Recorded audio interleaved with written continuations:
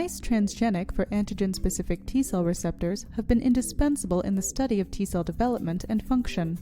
To generate mouse models with predefined T-cell receptor specificities using Somatic Cell Nuclear Transfer, or SCNT, a mouse is infected with a pathogen of interest. T-cells are isolated from the mouse and then purified by fluorescent activated cell sorting. The purified T-cells are then used for somatic cell nuclear transfer. After the embryos reach the blastocyst stage, embryonic stem cells are isolated.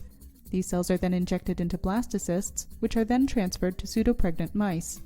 The resulting pups express a pronounced increase in the T-cell population of interest, which can be validated by FACS analysis. Hello, my name is Oktay Kirak and I'm a postdoc here at the Whitehead Institute for Biomedical Research. Today I'm going to show you how to perform somatic cell nuclear transfer, blastocyst injections, as well as embryo transfer. The main advantage of somatic cell nuclear transfer is that mouse models can be generated which express their T-cell receptor from the endogenous locus and therefore under control of the endogenous promoter, and that mouse models can be generated very fast. Somatic cell nuclear transfer can be used as a tool to generate mouse models with predefined T-cell receptor or B-cell receptor specificities.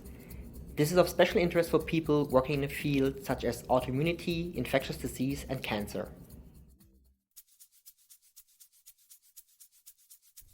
To isolate T-cells specific for a pathogen, such as Toxoplasma gondii, mice are infected by intraperitoneal injection. At the peak of the immune response, the spleen is isolated from the euthanized